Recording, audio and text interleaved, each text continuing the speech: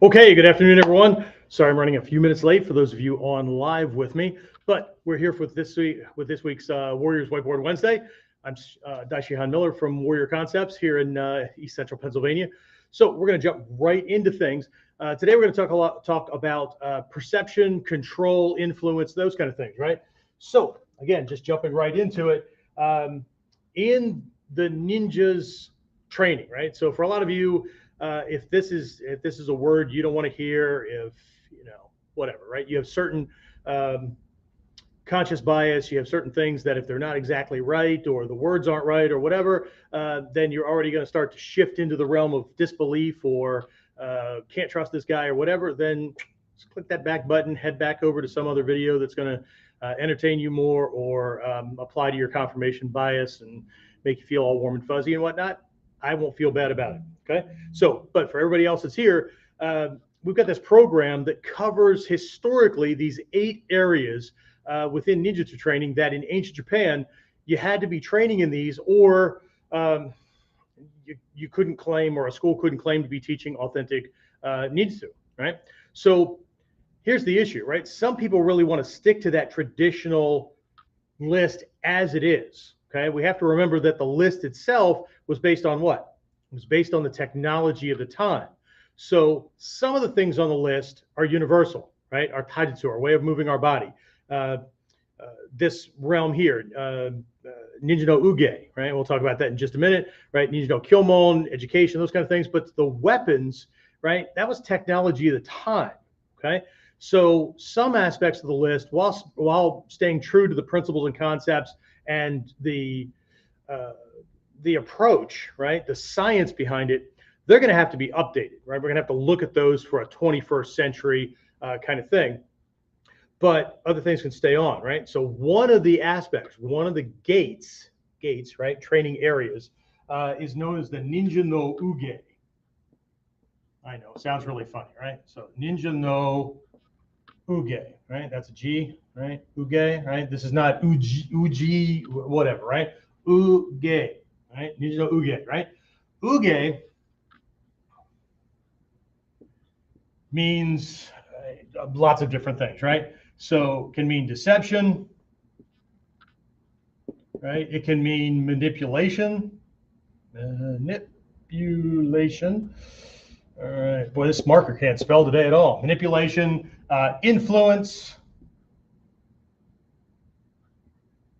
those kind of things, okay?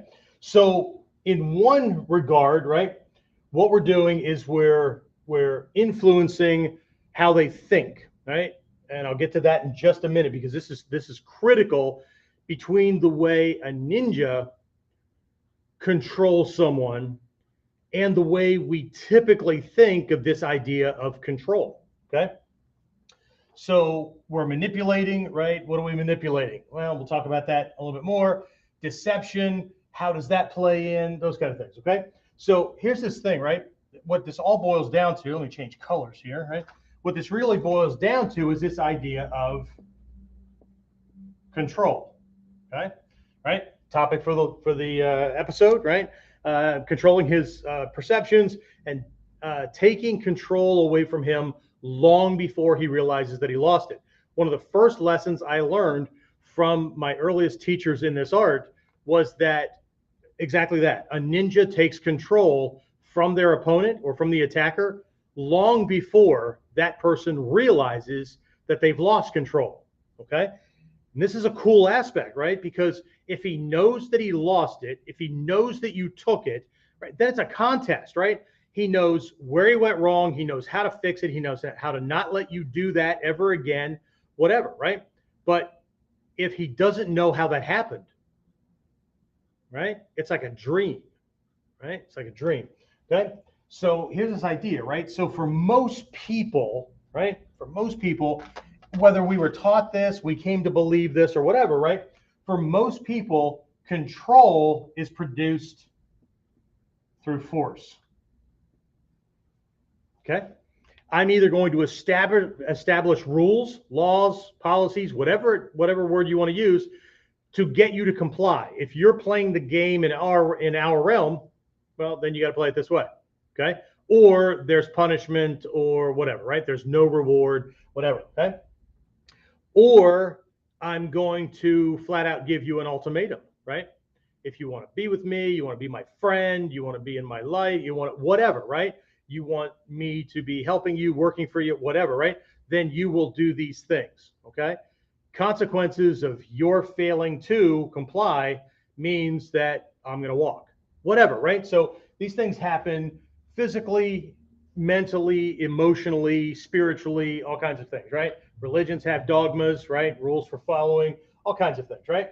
But for most people, it's this, okay? And this is where people kind of run amok, right? For this to work, strength and advantage has to be on my side, okay? I have to be able to physically back up a physical threat. I have to be able to, from an authority position, back up a policy, rule, law, or whatever. That means that all the assets have to be on my side, right? To back up a relationship or anything like that, I have to hold the power. I have to hold the value, right? That person has to need what I'm giving them more than, or they can't just believe that it's a commodity and they can just get it from anywhere. Okay, so if I can withhold something that somebody needs or whatever, okay? Again, we'll talk about that farther down the line as well, right? So there's because this is such a broad area, there's very specific things we're going to focus on today. But, right, from the control factor, most people try to do it here. And then they can't understand why they don't get it, why they can't keep it, why it's an off again, on again. Sometimes it works, sometimes it doesn't, whatever. And here's the thing. When you apply force, they know it immediately. They can feel it, right? So even if they comply, they're going to comply based on what? Fear of loss, fear of punishment, or they're going to resent having to do it, okay? I know people in relationships. I've been in a couple myself in the past, right? Where one person had this ultimatum, right? And then you had to decide, right? And I hear more guys than women say this, right? Especially here in the West. I had to make a decision, right? Did I want to be right or did I want to be happy? That kind of decision doesn't produce either one.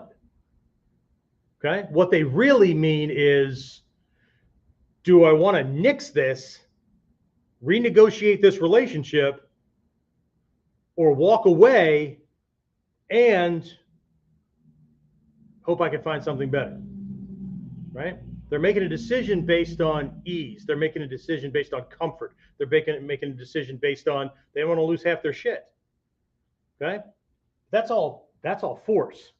Okay? Force never goes well for very long. Okay? History is rife with these things, right? This kind of ideology or social structure or whatever looks good, works good for a little while. Next thing you know, the bodies start piling up, right? Because compliance laws, right, are based on gunpoint, right? Well, nobody's pointing their gun at you and forcing you to do it. Okay. From the ninja standpoint, follow the logic. If I don't follow the law, it doesn't matter if it's a misdemeanor or whatever, right? If I don't follow the law, what happens? They escalate it, right? When they escalate it and I don't comply, what happens? Well, then they threaten me with some greater punishment, let's say jail time or whatever, right? I don't comply. What happens? Sooner or later down the line, the people with the guns show up, put you in chains, and lock you away from everybody else so that you can't infect the rest of the mindset. Okay? So you got to be careful with who wants things done a certain way, right? But from the ninja's perspective, instead of applying force, we apply influence. Okay? We control, not like, instead of forcing them to do things, what we make happen is we control not just their thoughts. Okay? Perceptions are not thoughts. Okay? We control perception. Okay? Perception is what you believe to be true or false or whatever about any given thing. You, others, the world, the way things work, the way this relationship is going, whatever it is. Okay? Now that, right, in our Miko training, perception is sometimes called perspective. It's sometimes called view, belief, whatever. Okay. So perception, if I can control this, because this is what they believe to be true about themselves, about me, whatever. Okay. If I control this, I instantly and immediately control how they think, how they speak, plans they make, decisions they make, and actions they make that they think are possible, not possible, those kind of things. Okay. So this is way below. And this is why we can say that a ninja takes control long before a person realizes that they lost it. Because by the time they realize that they've lost control, they're actually acting out physically in the world. Again, thoughts, words, plans, actions, or whatever, and they're banging into the problem. Now they realize they've got a problem and they don't have any control. But this is way down the line. Okay? If I do it by force, they know instantly that I took it from them. It's like in an MMA match or a jiu-jitsu thing where they're wrestling on the floor. The opponent who slips the guard, whatever, slips around, gets the other person into a lock, reverses the technique or whatever, his opponent that he just reversed on knows instantly that the reversal happened. Instantly. Okay? So they can begin to counter it, resist against it, keep him from completing his technique, that kind of thing. It's in real time. If I do it way far back, by the time he realizes that he lost it, and he resists or battles against the thing that's going on in the moment, he's always going to be wrong. Always going to be wrong. And this is where the difference is. This is the difference between Budo and Ninpo. Budo, martial ways. Of course, ninja do Budo, but they do Budo and then some. Okay? There's way more going on. Okay? Of course, ninja have to know Budo. But there's way more. Okay? We're operating in the realm of the invisible. Right? That doesn't mean woo-woo stuff. It means we're operating in the realm where most people either they don't know that things are going on, they don't understand how it goes on, or they've heard about it, they think they understand, but they don't get it. Okay? That's the magic, right? That's the magic. Okay, so Ninja Uge, right? This deception, manipulation, influence, that kind of thing. This is where we're coming in. Okay? We'll talk about manipulation, we'll talk about deception, those kind of things, right?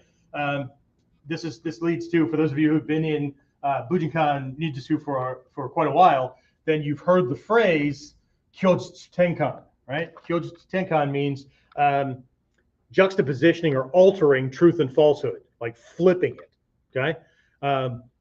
So to do that, you have to understand how to control perceptions, okay? Because you can't just like, twist something, okay?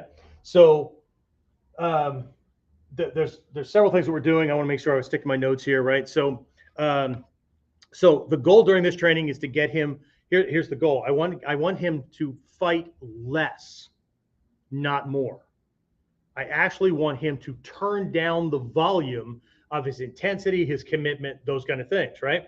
So it gives me a greater advantage, especially if he's my size or bigger. Okay, my strength or stronger.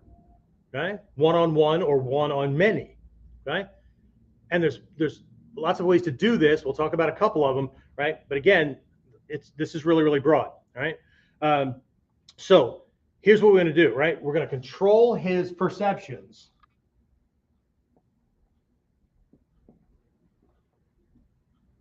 about three things. One, we're going to control his perceptions about you. We'll expand on this in just a bit, right?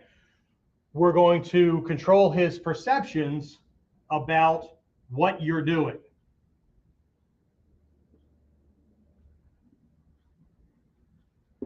Okay? And we're going to control his perceptions about the fight itself, or the attack, or whatever situation he thinks he's set up. Okay? I'm going to speak from the general term of fight today, just because it's easier from an attack situation, right?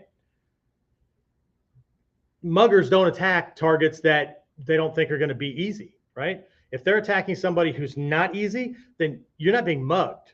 You're being targeted. And that's a whole different problem.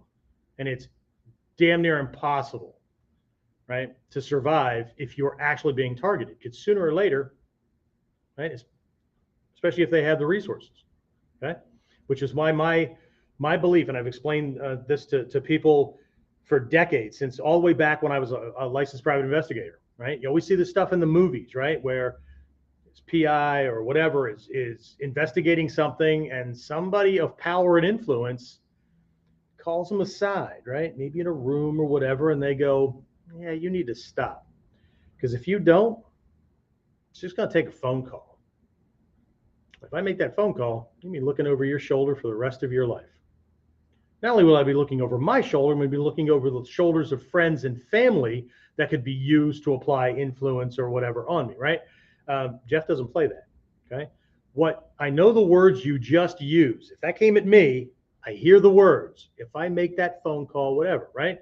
What I just heard was, you don't leave this room upright and breathing, because I'm not looking over my shoulder for the rest of my life, okay? It will be easier for me to work my way through whatever your security is to get out of this house, not that that's easy, right? Than it will be to be targeted and look over my shoulder for the rest of my life. But again, these are moral and ethical decisions I've had to make, okay? But I promise, if somebody ever makes that, if that ever comes in my direction, they'll never make a phone call or anything else ever again, okay? Instead of that, they should just pull out a gun, shoot me in the face, and just call it a day. If they don't do that, well, then we have a different situation, okay? And these are things that, from a self-defense perspective, I don't think a lot of people give much thought to, right? I've got friends that train in martial arts with teachers who teach from a self-defense perspective, and they've actually admitted to me, I just do this as an exercise in body movement or whatever. I don't think I'm ever going to be attacked in my life. You know what? Fantastic, okay? It's the same belief that 99.9% of victims have up to the moment before they're being attacked. It's the one universal connection or similarity between all victims. They don't have to know each other, period, right? It's just timeless, okay? So I get it, right? But I want to control his perceptions about me, about what I'm doing, and about the fight itself. We'll break these out a little bit more, right? But at the moment, what we're talking about here is me as a target, a viable target, okay? I've talked about this in the past. It's a part of our eight-phase framework for strategic training and action in a self-defense situation, right? In a fight, right, you volunteered to be there, for God's sake, right? Even if somebody pushed and shoved and you push back and you're not backing down, right? At that point, your agreement is implicit. Okay? If you're not doing anything to, like, here's $5, go buy yourself a beer, only trouble, whatever, right? Then you're complicit. You've agreed to be there, right? Now it's a contest, okay? I'm not talking about a sport fight, MMA, whatever, right? You sign up for these things, okay? But if you're in a self-defense situation, mugging, whatever, right? Then your assailant has assumed the greater advantage. Just like any other predatory animal, they have cut you from the herd, okay? So you're starting from a negative. You got to get to at least 0 to neutralize their advantage before you can move on, okay? So I need to change his perception about me as a viable target, right? I need to control that, right? I need to control his perception about what I'm doing, right? What we're talking about here is my fight style, okay? There's several other things we'll talk about here in just a minute, but, right? What type of fighter am I? Okay? And then the fight itself, okay? What we're talking about is what kind it is, right? Limits. Lots of other things that are in there. We'll talk about a couple. Again, this is really, really broad, okay? But again, these are where we're going, okay? So there's three ways to apply this control. Okay? Again, for those of you who are waiting for me to demonstrate techniques, That's what we do on Friday during the virtual class. Okay. So again, this is tactics and strategies, right? This is for people who are beyond or are not limited to, look, man, stop fucking talking. Just tell me where to put my foot. Because here's what you're going to get from me. Okay, put it there. And then when you screw up and make a mistake and you look at me and you go, you told me to put my foot there. Yeah. Then, okay. That's what you wanted. Okay. Me telling you where to put your foot and you understanding why your foot goes there now in this moment against that situation are two completely different things. But most people don't want to sit and listen to the tactics and the strategies and the fight science. They don't want to learn hey-ho military or combat strategy so they can properly apply techniques. They want to learn cool stuff to rub their ego and feel all warm and fuzzy. But when they get into a fight, they're just going to do the same shit that 6-year-olds do in a sandbox. Okay? I get it. They got more skill, they got more technique and all that. But it's still just, I'm throwing my shit, he's throwing his shit. And, you know, we'll talk about how great the fight was afterwards, or the bragging rights that I get, or whatever. Okay? I'm talking about survival here. Anyway, so there are 3 ways to gain control. All right? Again, we're talking about control of perceptions, right? Okay. Well, what about controlling his body? Controls perceptions. Okay. You control his body with your body in given moments, but how he ends up in a position that's advantageous to you to make your control as easy as possible, it's way different than just grabbing a hold of his happy ass and forcing something on him. It's not the same. Okay. I don't care how slick you are. Right. So, and to be clear, you don't need this stuff, right? You can luck out in a shit ton of fights, okay, and still have no clue about fight science. What you end up with is your preferences, right? If you don't know how that kind of stuff works and perceptions and crap that people bring to the table, just go to any of my YouTube shorts and scroll the comments and look for the guys who go, everybody knows, right? Here's a favorite one, right? I do a wrist grab escape thing. Nobody grabs wrist in a fight. Not true. No one has ever grabbed your wrist in a fight, and you don't know the benefits of grabbing somebody else's. But as a cop, I've had to put hands on people or had hands put on me while I was trying to apprehend somebody. So don't tell me, right? And also don't argue your limited experience in the world because you keep fighting the same kind of people. Right? Or getting in the same kind of fights. Don't confuse that with a global reality. Okay? That's an arrogant ego speaking, right? It can't understand or acknowledge that any other logic other than its own has any kind of merit or validity. I love those kind of people because they come to the fight crippled. That's awesome. Right? So, right? 3 ways. Okay? 1, you can do it by attacking his senses.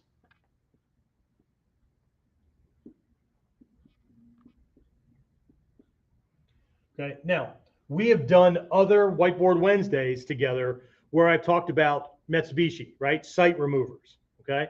Or things like that.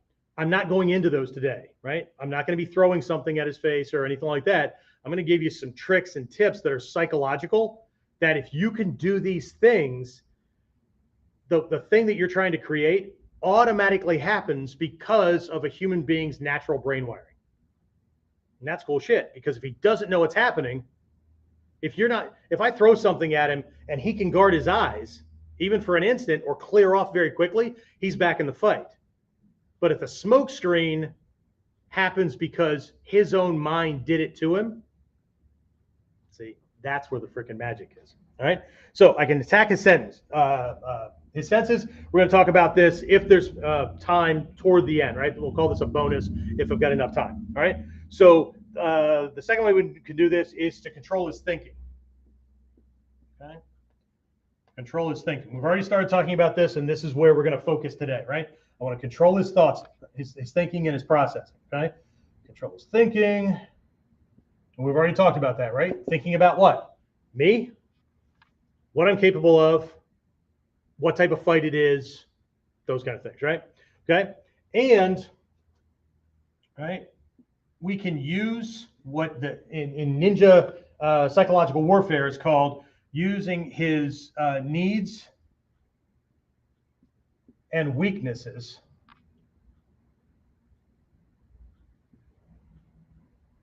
against him. Okay, that we have to save for a whole other class because it's just way too deep. As a matter of fact, that would probably be something very, very difficult to do in the context of just a Whiteboard Wednesday to make it make sense. So we'd probably have to do something like a two-part where we cover the basic outline of the lesson, right? During a Kuden podcast, and then kind of bring that into more strategies and tactics within this kind of the Whiteboard Wednesday context, and then Friday we would be doing things. But even then, it's really hard to do it because your training partners already know what's going on. Right? Now, mastery really lies in when your partner knows what you're doing, but can't stop you anyway. When you can do this stuff against your training partner who knows what's going on, but can't stop it in the moment it's happening, nobody else stands a chance. Okay. And that's where mastery lies. Okay. So again, attacking his senses, if I've got time, we'll do that as a bonus. And it's going to be real quick. Most of this, we're going to focus on controlling his thinking about what's possible, what's not possible, about you, about that kind of thing, right? And then this using his needs and weaknesses against him, right? To get him to fold, all those kind of things, right? You can actually make that happen to either incite somebody to attack you or to never attack you and want to be your friend no matter how much they might hate you or want to do you harm because they're dependent upon you. Okay, right? So let's see. Okay, so these things are done by focusing on one or more of the three aspects of what the ninja call the Sanmitsu, the triple secrets of success, right? So we're looking at thought or intention, right? Belief, that kind of stuff, right?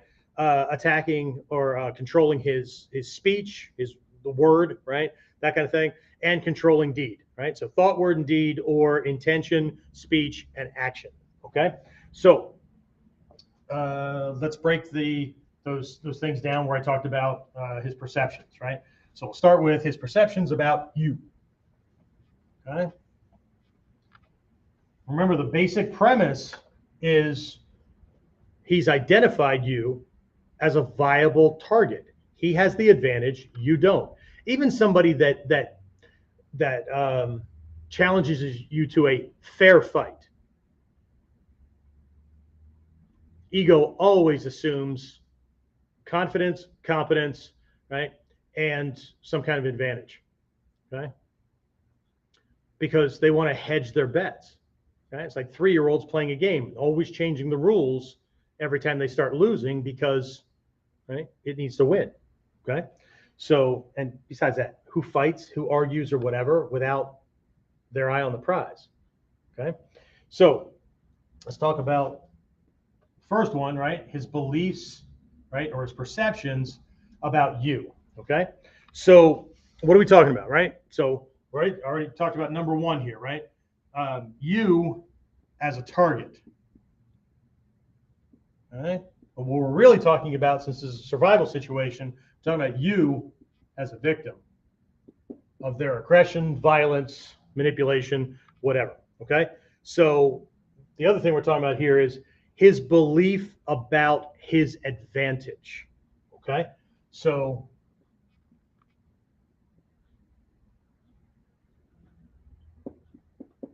okay, this is about him, okay? His belief about his advantage. I know we're framing it in the perspective of him or what he perceives about you, but it's not about you anymore. It's not about you more than it is about his advantage, right? Because again, he's cutting you from the herd. Okay. So I can play here. Okay. This is cool. I can play here. Right.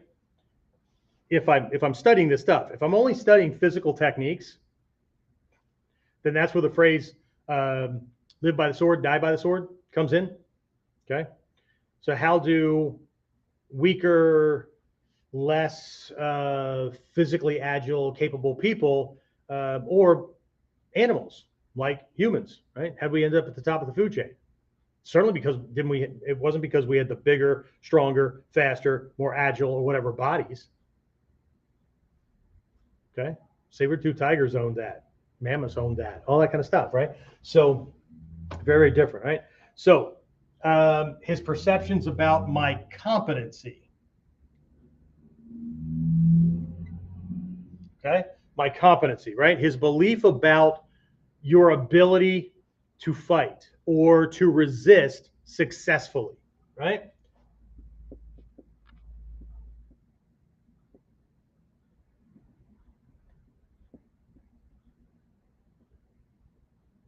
Okay. So successfully, right? When he cuts you from this, this is already going on as well, right? His belief about your competency as a fighter, as somebody who's able to fend him off, to neutralize what he's doing, whatever. The higher he thinks your competency is, the greater the threat becomes because he has to manipulate and manufacture a bigger setup. The lower it is, the more he's willing to walk right up to you, threaten you, give me your fucking money or I'm gonna stab you in the throat, whatever, right? But the bigger the greater he perceives your competency to be, and he wants you, okay?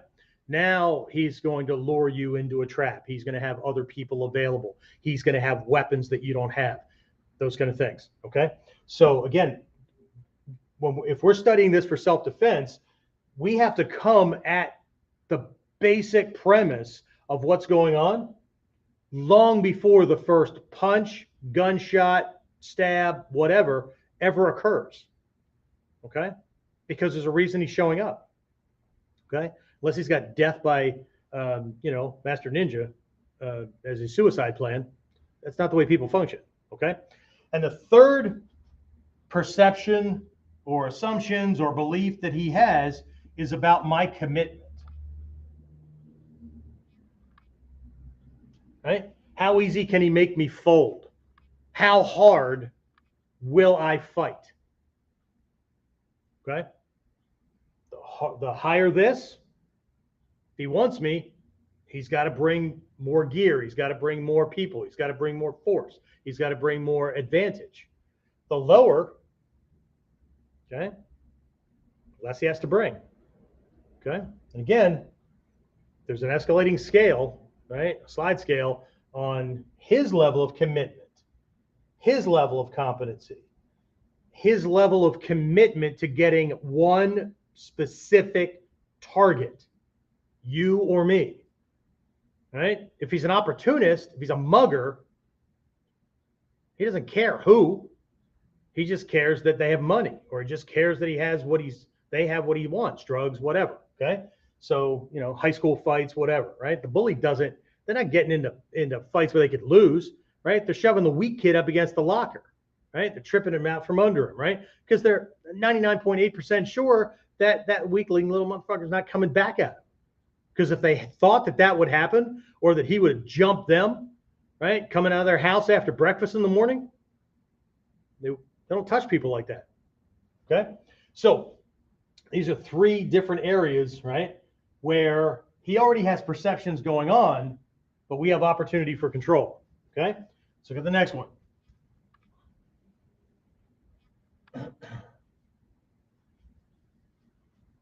Again, I really appreciate those of you who stick with these things. You're on every week and whatnot, because that tells me that you're looking for fight science. You're looking for self-defense and survival science. You're not just looking for the next cool move or whatever, okay? Hatsumi Sensei has always said, you only need one technique. If you run the process and you understand how that works, right, you don't need more than that one, okay? Because one, it will morph into and transform into every possible variation or likelihood or whatever. You just need enough time, right? But it's not about the technique. It's about the why, where, when, how many, right? Reasons, those kind of things, right? Attacker logic, those kind of things, right? Which I'm not sure if we covered. Did we cover attacker logic in a previous episode? We're almost at episode 70 for these things. So I don't know. I'll have to look back. That'd be a good one to cover if we didn't. All right. So number two, what was number two? Okay. Number two is what you're doing. Okay. What you're doing or what you're capable of doing. What? Ooh. Okay. What you're doing. His perceptions about what you're doing, what kind of fighter you are. Okay. Your fight style, that kind of thing. All right. So let's see. So big sentence is written here, right? So what does he think it is compared to what it is, right? So reality versus belief. Okay. Here's the thing, because again, belief is reality, experience is reality, perception is reality, right? So does his belief match what you're doing? Here's a shorter way to say it. You fight like everybody else. So if you fight like everybody else and he's been in several significant fights or a dozen or more, whatever, then he already knows. He's already 90% sure of what you're going to do, minimum. Okay? Because you fight like everybody else. And everybody else he's fought a certain way. Okay? So here's the question. How close is his belief to reality? Or what can you do with this perception? Okay? With this perception here, can I believably, right? Can I realistically simulate certain types of fighters so he makes the assumption that I'm boxer, Thai fighter, shoot fight, whatever, right? Until he runs in on me, because he's going to come in based on what he thinks my fight style is. Unless he's just a moron and he's a one-trick pony and only fights one way, in which case he's the kind of guy that's going to run into the bear's den, assuming he can poke the bear, wake him up, and get out before he gets eaten. Okay? You gotta watch out for people like that too. But if I can use Kyujutsu Tenkan, right? I can switch things up, right? Our martial art is best, and here's all the reasons those martial arts suck or they're weaker or whatever, right? I don't care what your beliefs are either. Okay? What matters is that at a certain level, your taijutsu is not going to be enough, because the higher his ability is, it won't matter what your fight style is. You're going to have other tricks in your bag of tricks, right? So if I can simulate other fight styles, I only need the stance and the movement. That's all I need. Right? I get him to jump ahead and make assumptions. And then when he comes in based on that fighter type and I switch to what I do, it'll blindside him. Okay? But again, right, this belief about these things, right? So how close to his perceptions about your fight style is your fight style? Okay? Next one. How easy are you to read and figure out? Right? I'm just going to put ease of reading, right? What this points to is how big are your fucking tells, right? Do you always hedge in a direction before you step in that direction? Do you always wind up to punch? Do you ball up your fist? Do you clench your teeth just before you launch an attack, right? You got this little butt wiggle. I used to have a student that had this little butt wiggle before he moved, right? Those kind of things, right? If he knows that, if he can read that, then that's like, a poker player that he can't bluff anybody. Okay? So can he read you? Now, again, on the omote side of training, right? We've got this paradigm in our training, right? Omote and uda. People talk about it a whole lot, or they learn the kata on the omote side, they learn the kata on the uda side, but they don't understand what makes them what they are. Okay? Omote means frontal or obvious. Okay? So from that perspective of on our training, right? Then I need to not fight like everybody else. I need to learn this stuff so that I'm not fighting like everybody else. Okay? Right? On the obvious side of training, I want to eliminate my tells. Yeah? All these things. Okay? But on the uda side of training, okay, I might want to combine both of these. Okay? So I now simulate fighting like everybody else to control his perceptions. From the Uda side of training, I might do a couple of things early on that presents a tell that he thinks he can read. So that's how master poker players bluff people. They do something to lose a couple of hands so people can start to believe that they've got a give and tell. And then the hand that's going to win all the money, they don't give the tell. So people assume, oh, well, right? He's not bluffing. He must not have anything, or he must be telling the truth, or whatever. And then they get friggin' screwed. Okay?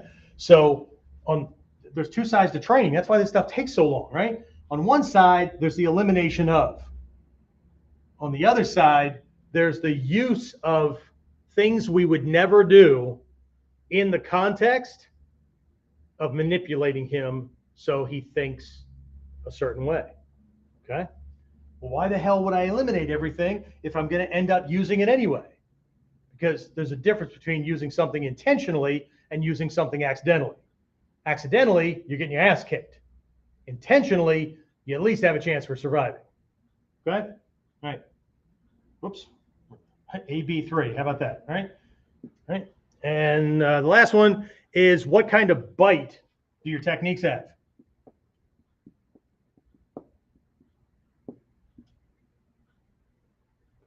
Bite and techniques. Okay. This could be everything from the way your posture is all the way to you've tagged him a couple of times and right. Okay. So there's a couple of ways that we're moving with perceptions, right? There's authenticity, right? Let me use a different color here, right? We're looking at controlling his perceptions, right? Go back to control here. Okay. One is authentic, right? His perception is authentic, right? What he feels is what it is. What he sees is what it is. What he perceives is what it is. Okay. Second one, okay, this goes to Kyojin Tenkan, right? The second one is we'll do it this way. Strengths presented as weaknesses. Okay? And the third one are weaknesses presented as strengths. Okay? This is how you always stay 15 steps ahead of somebody. Okay? But you don't just do this stuff. Here's where people screw up, right? The lessons in the dojo, and I know we're not going to go out into the world and just punch people ad hoc or whatever, right? But these invisible skills, right? I got this as another one is a white belt, right? You keep everyone in your life, not just bad guys, everyone in your life ever so slightly off balance. It makes getting at you, manipulating you, hurting you, whatever, very difficult because they're moving from a position of unbalance or they don't know so well, right? My ex-wife, she used to brag because the students would talk about, man, he's so unpredictable. And my ex-wife would go, he isn't. He's absolutely predictable. And they're like, really? What's the secret? And she goes, I don't know. I just know that whatever I think he's going to do, he's not going to do that. So to her, that meant predictability. That just made it very difficult to manipulate and whatnot. There's a reason people are exes, right? But anyway, you get the idea, okay? So I don't have to keep somebody off balance because I want to hurt them. And I don't have to keep somebody off balance just because I'm paranoid and they might take a med or have a brain problems later on in their life and they might turn into an enemy.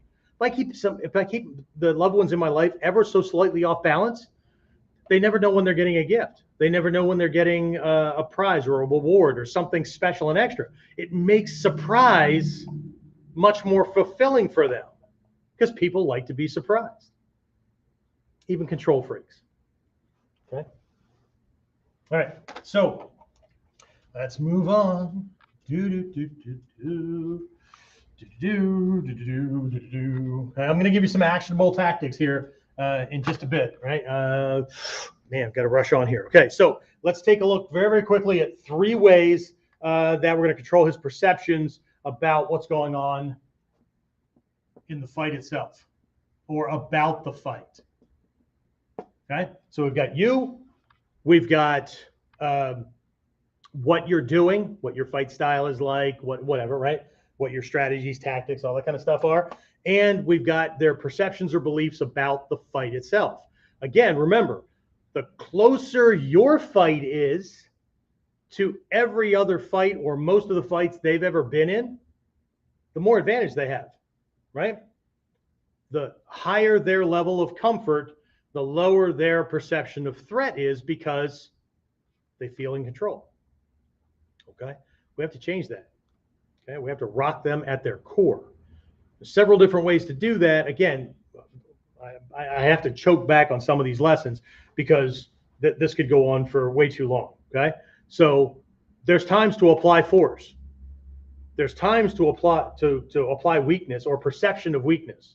There's times to be authentic. The difference is your ability to assess and read them and what will screw them up the most. This is not guesswork. This is a whole other skill set. This is not stopping at physical moves or sparring prowess. Okay? All right. So, again, remember the fight was about what kind it is, limits, those kind of things. Okay? And I don't mean time limits and all that because, again, this is not, I mean, you can put this in the context of a sport fight or whatever, but you've already choked out most of your possibilities and potentials by fighting based on a system of rules. Okay? My forte is not that. I don't get into competitive fights because, and here's the thing, and people can talk smack and believe whatever they want, but here's what this comes down to. I know what this art makes someone capable of, and I am not willing to do that to another human being for a belt, a trophy, a check, bragging rights, whatever. That's just bad fucking karma, right? I am willing to do it to put somebody down that I can't make go away any other way. But now we're talking about survival, not egocentric chest beating or whatever. It's a very different thing. And that's why the students that come to me, we're of like mind, right? There needs to be a good fit when it comes to teacher student, okay? And if there isn't, it's just not going to last very long. Okay. All right. So, okay. So again, just starting at this thing, right? What type of fight is it? Right? Again, what does he think? Right? What kind of fight? And what I mean by this is it a punching, right? All punching kind of thing? Is it a grappling wrestling fight? Is it a testing kind of thing? Kind of like what you'd see in high school, pushing, shoving, right? A couple of fists are thrown, people pull you off, talk smack and whatnot, but your best buds the next week or whatever, right? I want the girl on Saturday night, whatever, right? Is it a life or death survival situation, whatever, right? What does he think this is, okay? One of my YouTube shorts, it's the one that has damn near 700,000 views since like somewhere around March 11th of this year. It's just 3 basic tips, right? And one of them is like going for the eyes, whatever, right? And somebody commented, yeah, you go for the eyes, man, that'll turn everything around. He now knows what kind of fight it is and like game on, right? See, I'm going to do it so he knows what kind of fight this is, okay? There is a life philosophy and something in all my black belt levels. There's not only a report that somebody has to write on a given concept, but there is a certain personal characteristic or personal character trait they need to be able to possess. And this can't be faked, right? For third dan, it's what I call the eye of the tiger, okay? If you just started singing the Survivor song, then okay. But anyway, what the eye of the tiger is when he looks into your eyes, what he sees is, you better be willing to go as far as I am to be right. And I'm willing to go to the morgue because I don't fight unless we're at that level. So you better be willing to go that far. So if I'm stabbing at somebody's eyes, right? This other guy thought, well, it's a cheater thing, and now I'm gonna, yeah, but are you really willing to go that far? Are you really willing to cause me to lose organs or pieces or whatever?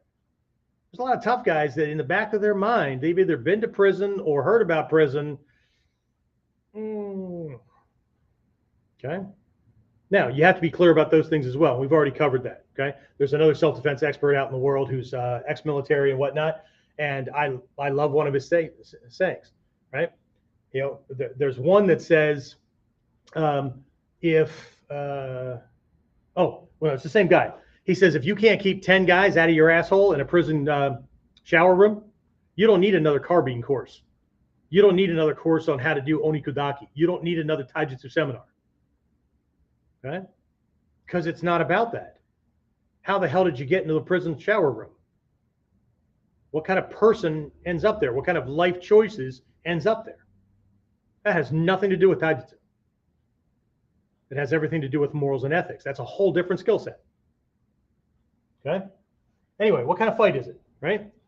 What does he believe about the fight, right? Because he's going to fight based on that, right? Most fighters, most attackers pick fights, engage in fights, initiate fights or whatever, where they know about this or they're reasonably sure about this because they're going to fight in their comfort zone. It gives them the advantage. So here's the thing. Remember what I talked about? Authentic, presenting strength as weakness, presenting weakness as strength. Okay? I can make him feel like it's going to be a fair fight.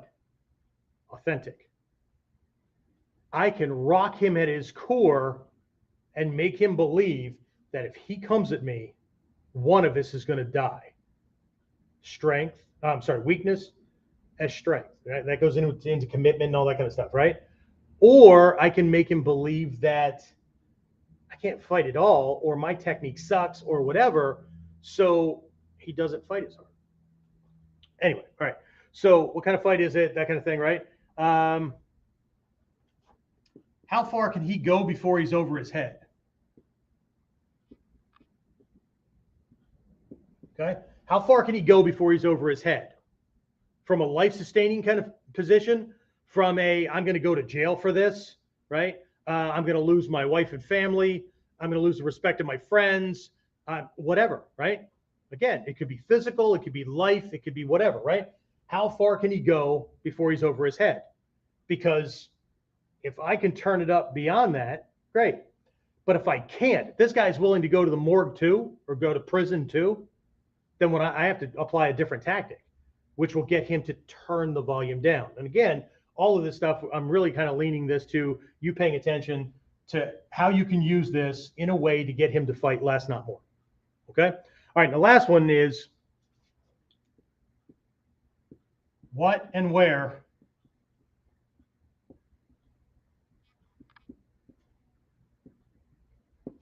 are his or your allies in the environment the fight is taking place? Is he alone? Or does he have backup? Whatever, okay? Somebody will fight more or do different tactics if they know they got two friends over in the bar stools. They might choose that this isn't the moment if you've got two friends in the bar stools and they don't have any, okay? So this is a huge factor as well. Again, because it all goes to not just perception of all these things. What did we break down? We broke down ultimately his perception of his advantage, and his advantage is based on what? His ability to control the situation and keep it within his comfort zone. Okay? So my ability to make him feel comfortable, uncomfortable, sure, unsure, those kind of things, that's where things change. Okay?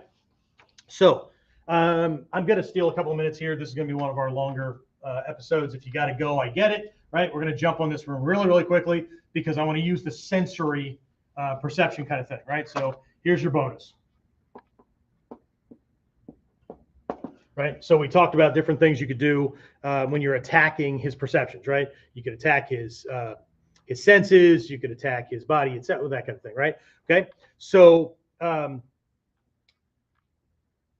we're just going to do a couple of them, okay? So I can attack his eyes. But again, this is not the Mitsubishi thing that I'm talking about. I'm going to give you a couple of psychological tricks that actually affect subconscious, unconscious processes and then affect his thoughts, his decision making, right? Even things he might say and his physical actions, okay? First one, okay? Have you heard the phrase eye to eye? Right? We're meeting eye to eye. Have you heard that? Okay. So there's a couple of different adjustment things. You can use this in your everyday life. Okay. It's about establishing rapport and how much that person is connected to you in a friend or at least mutually beneficial relationship or not. Okay. So there is square on, nose to nose, eye to eye.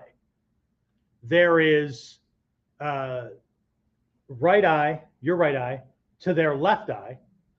And there is your right eye to their, your left eye to their left eye. Okay. So here's what we're looking at doing. Okay. Let's say I'm meeting somebody, right, for the first time. Okay. In the West, we shake hands. Okay. Now I've got a whole thing about shaking hands and presenting weakness or just bullshit, right? Because that's tactile stuff, right?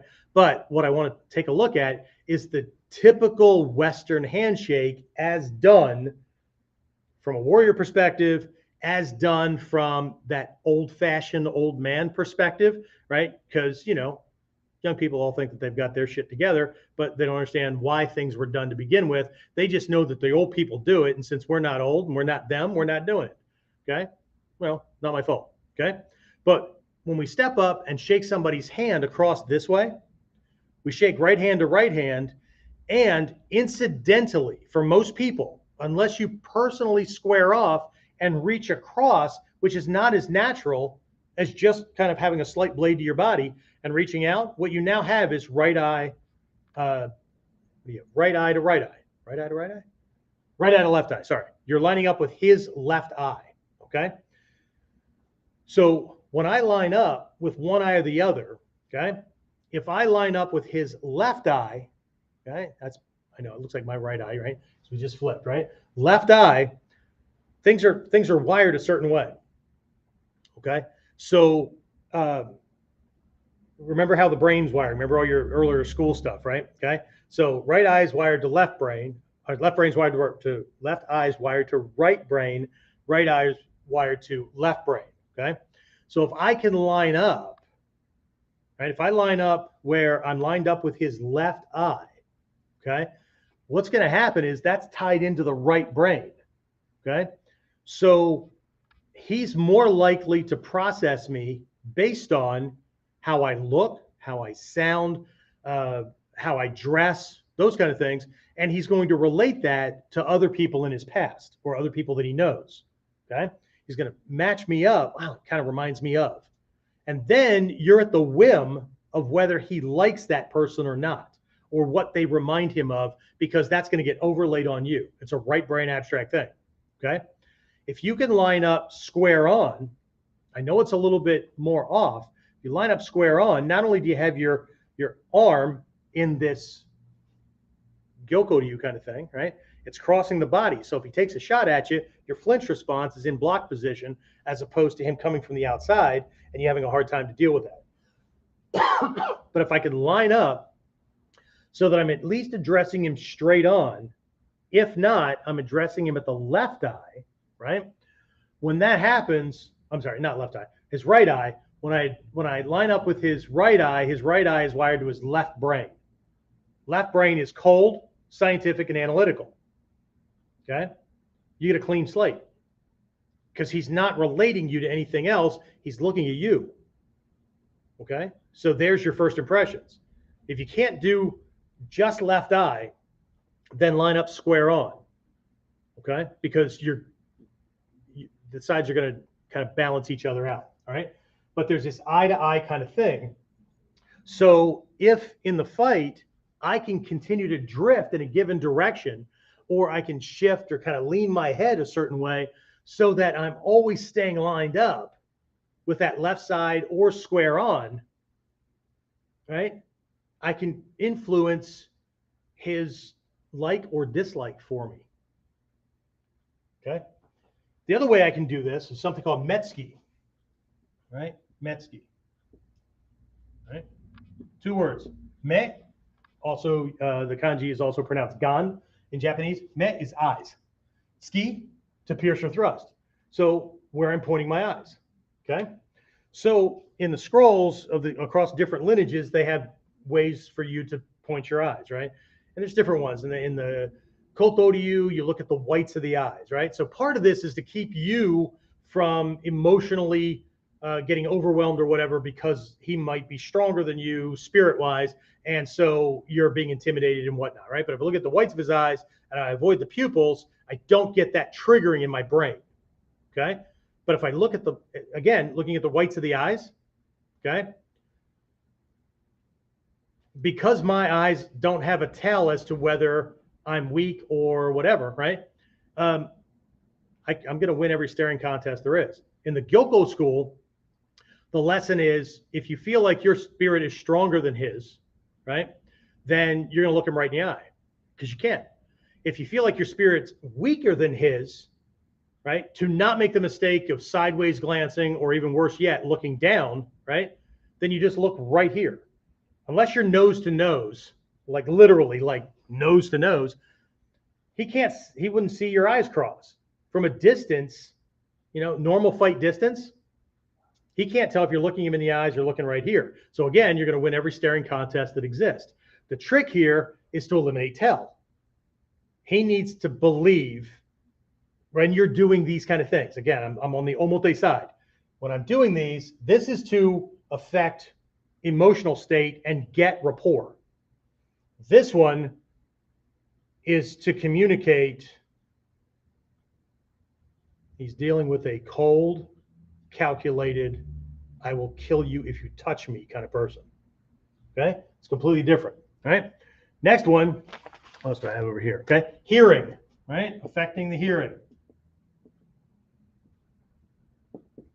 Right?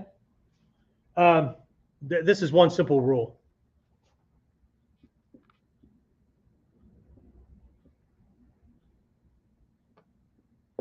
Don't talk. The person who is talking the most has more to lose. Okay? And even in a normal conversation with other people, okay, you let people talk about themselves, talk about whatever they want or whatever, right? They will just think that you are just the greatest listener in the world, even though you're just taking stuff in. Okay? Don't talk. Okay? 1, you're not giving anything away about yourself. 2, let him think that he has control. The person who's doing all the talking thinks that they're the most important person in the room. Right? I know I'm talking to a computer. I know I'm talking to you, but right, it's a lot of my life. Okay? But don't talk. And if you do have to speak in very, very short sentences. I don't think so. Or in single syllables or non-intelligible sounds. I kicked your ass. Maybe. Keep it short. Let him do the talking, right? This is affecting hearing. You're talking smack, all that kind of stuff. Unless you're going to do things in a way that's going to overwhelm him and confuse him, like you're going to do like a banshee war cry or whatever, in which case you better be backing it up with banshee action, right? But again, this is all processed subconsciously and unconsciously in the brain. Okay? These are psychological tricks, and they work in social situations. This is just how to apply them in a life or death situation. The third one is tactile, right? Sense of touch. Okay. So attack weak points, attack sensitive areas of the body. Okay. That way you can do less and it still hurts. And chances are you're attacking things that he's never been attacked at before. So it's going to cause confusion. It's going to cause doubt. It's going to cause all kinds of things, right? So, but what all these things boil down to is that all of these make him feel like he's out of his league, like he's out of his comfort zone. Okay. his perception about the kind of control, the kind of advantage, and the kind of the level of or chance or whatever of his being successful just diminishes. Okay, because I'm taking things away from him. I'm taking away his ability to stare me down. I'm taking away from his ability to come across as the cold, calculated one. I'm taking away his knowing about anything about me, right? And I'm making everything I do hurt, and if possible, hurt in places. Chances are in a fight, he's never been hit, he's never been hurt, right? So he barely knows that those parts of his body exist, let alone that they can be hurt. Okay. So anyway, that's what I have. We're going to go into this much more deeply this Friday. Those of you who follow me all the time, you know about the Friday virtual training. So what we're going to be doing is using a lot of these psychological things, positioning, those kind of things in techniques. Okay. So you get some physical activity or physical examples about them, right? Do you need that one? No, of course not, right? I don't even know why some of you show up for the Whiteboard Wednesday. I'm glad that you do, but anyway, right? So this should be plenty for those of you who are more advanced and down the road to just kind of overlay on your training, start thinking about these things, right? But a lot of these things you can practice in everyday life. You don't have to be punching or kicking. You can be shaking hands. You can be having conversations, right? And you can just basically start processing and working with the science every time you have an engagement with another human being, right? What are their perceptions? Quickest way to know about how other people's perceptions work is to start with yourself, okay? What conscious bias, what perceptions do you bring to situations? Okay. And you'll know, because as soon as they don't meet your perceptions or your expectations, you have a moment, right? Confusion, anger, frustration, whatever, right? So again, right? Everything can be broken down into threes. Okay. Understand yourself makes it easier to understand other people. And again, this all goes to the art of war. If I understand me, and I understand him, can't be beat. If I only understand one or the other, 50-50. Okay? If I don't understand either one of us, it's going to be really difficult to be that undefeated master. Okay? Anyway, that's what I have. If I don't see you on Friday for training, if I don't see you in class because you're one of my local guys like Fred and some of the other guys that watch, I'd say religiously, but I don't know, maybe this is the religion. Then I will see you next week on Warriors Whiteboard Wednesday. See you next time. Have a great week. Train hard.